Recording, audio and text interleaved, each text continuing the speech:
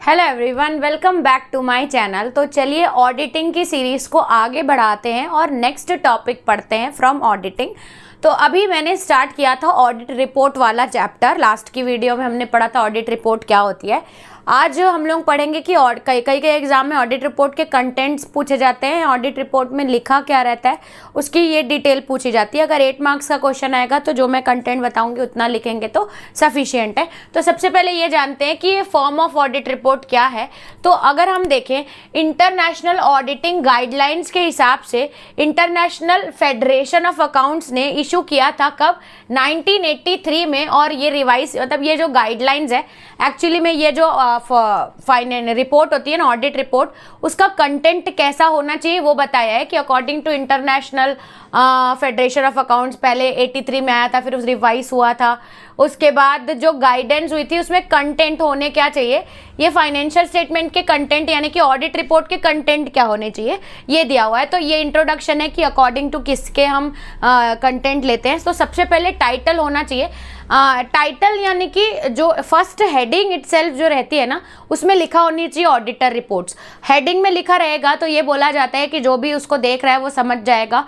Top heading में auditors report लिखा होना चाहिए ताकि उसको समझ में आ जाए डॉक्यूमेंट्स क्या है, पहले ही क्लियर हो जाएगा। ठीक है, तो टॉप हेडिंग में ऑडिटर रिपोर्ट लिखा होना चाहिए।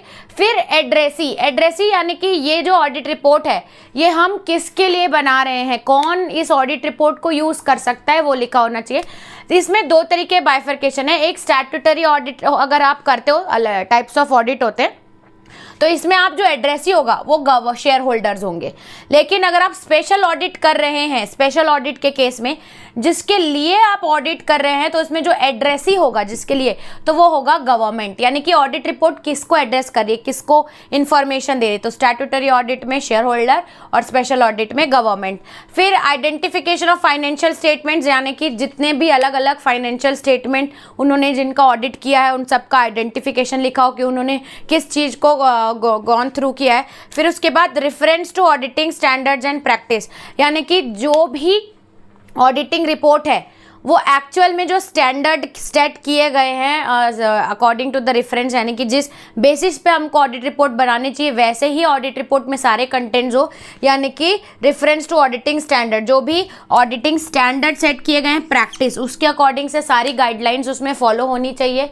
उसके बाद ओपिनियन। ऑडिट रिपोर्ट क्या होता है, ऑडिट में जनरली जो भी फाइनेंशियल मैटर्स होते हैं एक ऑडिटर उस कंपनी के पूरे फाइनेंशियल ट्रांजेक्शन को देखता है, फिर अपना जजमेंट देता है कि इनका जो फाइनेंशियल नेचर था वो ट्रू था कि नहीं, सही था, गलत था, क्या था। तो इसमें उसको ओपिनियन, ऑडिटर को सारे फाइनेंशियल रिपोर्ट्स देखने के बाद उसका ओपिनियन क्या है, उसके लिए तो ऑडिट रिपोर्ट है कि ऑडिटर्स का क्या ओपिनियन है। तो इसमें opinion on the financial statement, फिर साइनिंग ऑफ ऑडिट रिपोर्ट, उसमें साइन होना चाहिए। एड्रेस ऑफ द ऑडिटर, जो भी ऑडिटर है या जिसका वो ऑडिट कर रहा है एक्चुअल में जो फर्म है उसका एड्रेस लिखा होना चाहिए। उसके बाद डेट कब की है, डेट होनी चाहिए रिपोर्ट में। उसके बाद reading and inspection of the auditor.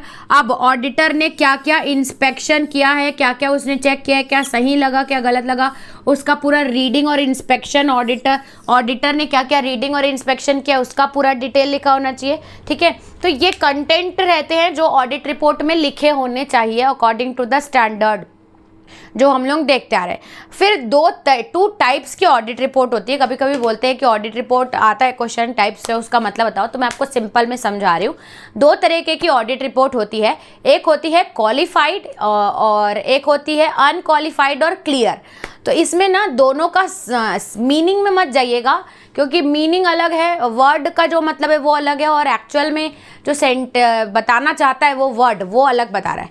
जब भी कोई भी ऑडिट रिपोर्ट में अगर क्लियर है और अनक्वालिफाइड वो है, इसका मतलब ऑडिटर को सारी फाइनेंशियल रिपोर्ट एकदम फेयर लगी है, उनको कोई भी और फर्दर डॉक्यूमेंट्स की ज़रूरत नहीं है, बराबर सपोर्टिंग डॉक्यूमेंट्स है, एकदम ट्रू पिक्चर है।